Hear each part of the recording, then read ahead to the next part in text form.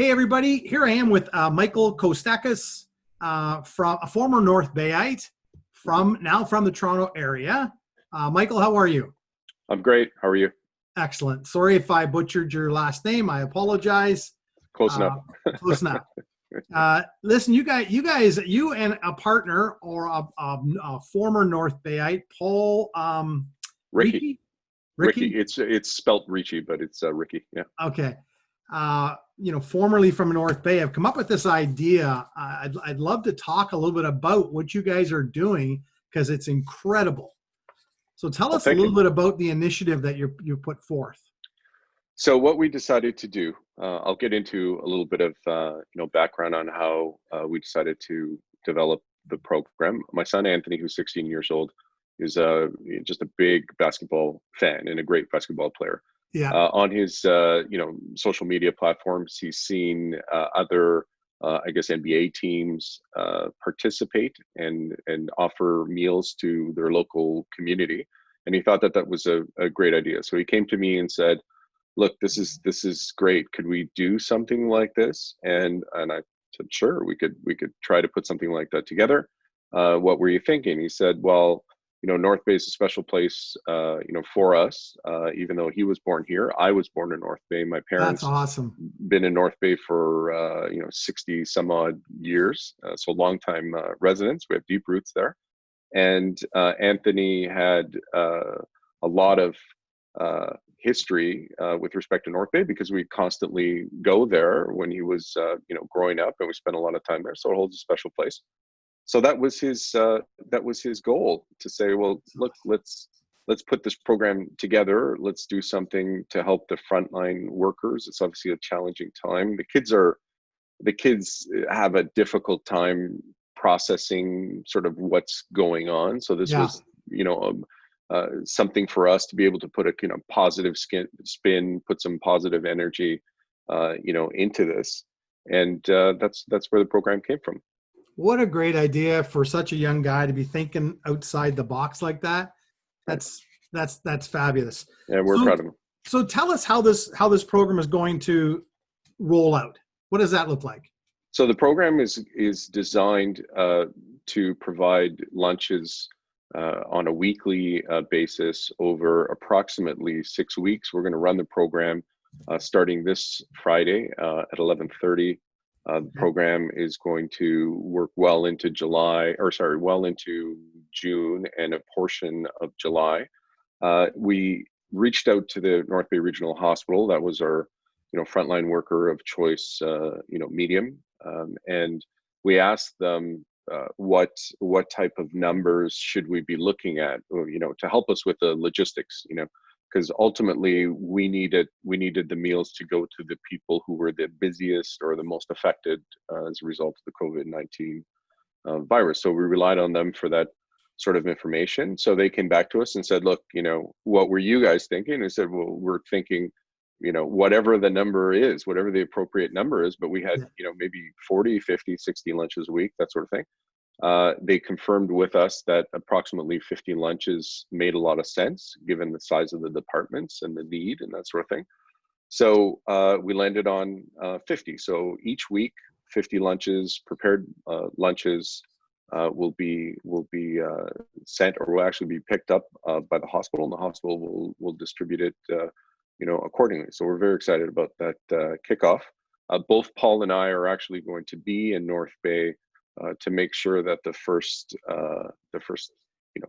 part of this goes off smoothly. And That's we're awesome. working with a local restaurant, Cecil's, that has the capacity to be able to deliver such a program over the coming weeks. That's awesome. So this is a one day a week. So what we would really like to see is perhaps other entrepreneurs or business owners kind of step up and come forward to fill out the rest of those days, and maybe not just for the one resource, but there's other frontline workers all over the Bay that we would love to be able to help. Indeed, indeed. This, as I mentioned, we chose North Bay Hospital, to help us with the logistics. Frontline workers, include so many. We encourage others that are the important thing is either people who grew up in North Bay, they don't have to live in North Bay. Obviously we've, with a lot of people over the years go back during the summers, even if they don't live there, to see their parents or their family members. Right. So there are a lot of people that have an affinity to North Bay like we do. If we can encourage them, and even local business people, local individuals who want to add to this program, it would be great if they could donate to do this. Now, they wouldn't be doing it, they wouldn't be donating to us. They'd be essentially building on the initiative that we have here. They could choose whatever restaurant or food provider that they want to funnel some business to. So that's Right. part of this platform as well. And they could choose where the meals ultimately go. So I think there's a lot of flexibility to be able to, customize and add your own personal concerns and views and inject it into this program. Yeah. As soon as I heard you were doing this, I wanted to get you on, because it is a totally good news story.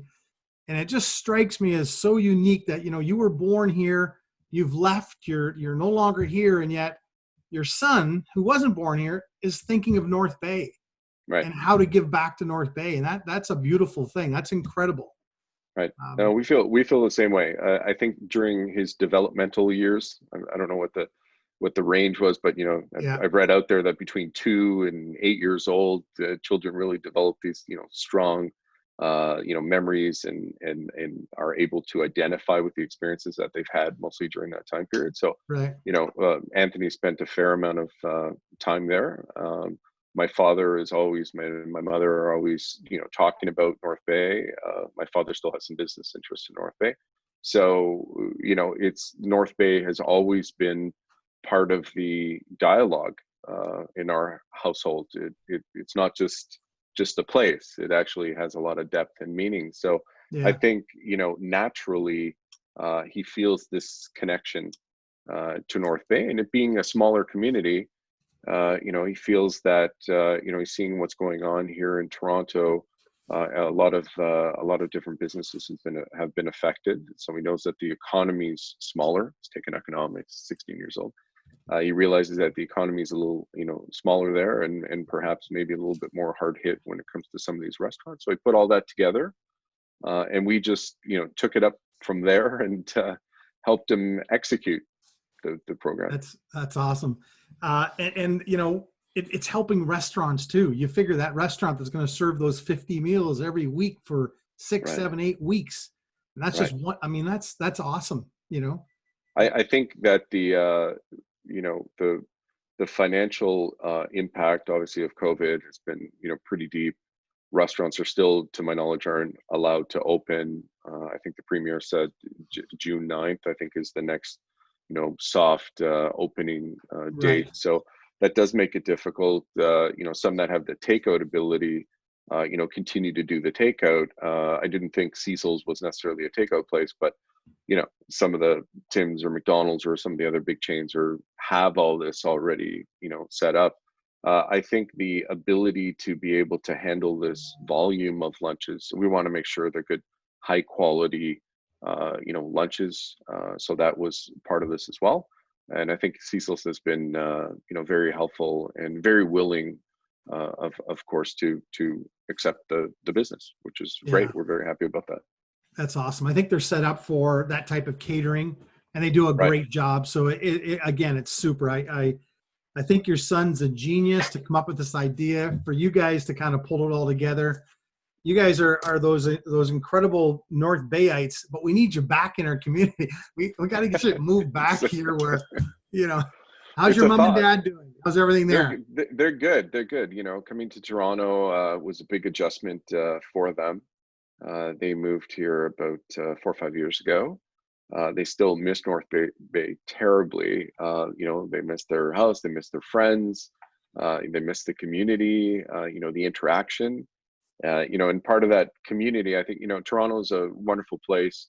We obviously, have built our life here. But back to your comment about Anthony, I think he sees the community more sort of front and center when he comes to Right. North Bay. Everybody's really friendly.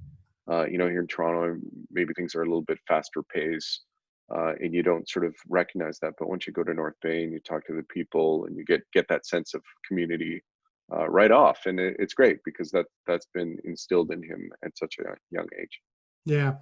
And this, this group is all about support local business. So you're doing that by supporting restaurants. We're giving back to the community. You can't thank you enough for the initiative. Was there anything else you wanted to cover, or did I miss anything? No, I think, like I said, the two goals that we had are, of course, to help frontline workers, to help. Although this is a small program, I know others have contributed a lot of PP&E. We weren't in a position to do that, so we thought the meals would be great. The reality is that as a meal gets delivered, nice hot meal, they don't have to think about that. They have enough to think about during the day. Yeah. And this just takes that decision off the plate for them. As I mentioned, we'd like to have more days of the week, but for now we'll start with the every Friday, and that was one side of it. The other side of it, as you mentioned, was the local business. We want to check as many boxes as we can. We were trying to figure out a way to have a win-win scenario. At first, we had thought about trying to get somebody to donate lunches, but then that was kind of counterintuitive to supporting the local business. So we just decided to say, look, we'll buy the lunches, full cost, and ultimately let's get them to the people who need them, and that way there's a win-win. It's excellent. So I would can I add one thing before? Yes. Just as it's coming to me, that if somebody wants to help foster this initiative, or wants to put their own spin on it, both Paul and myself have offered our help. Of course, if they want to reach out to us, we're more than happy to take that call and help direct them and give them some of the information that we had to deal with as we were going through in order to kind of get this program off the ground. If they want to also go continue the program that we started with the hospital, for example, they could reach out to. We were dealing with Megan Burns. She's a development officer at the hospital. They can even reach out to Tammy Morrison, who's been wonderful. She's the CEO of the North Bay District Hospital Foundation. And she'd be more than willing, I think, to, I don't want to speak on her behalf for a flood of calls, but she's been very helpful, and as has Megan, and they could help direct somebody who wants to jump on this program. Just want to make sure I mention that. Both those ladies, I know they do an incredible job at what they do. So I'm glad you're working with them. So we're really, calling all entrepreneurs and business owners in North Bay to kind of build on this program. And, if they want, they can reach out to you guys to kind of just figure out what you did. And there's other frontline workers that would love this. And there's other different businesses and associations that could use it. So you've started with the North Bay Regional Healthcare Center. That's awesome.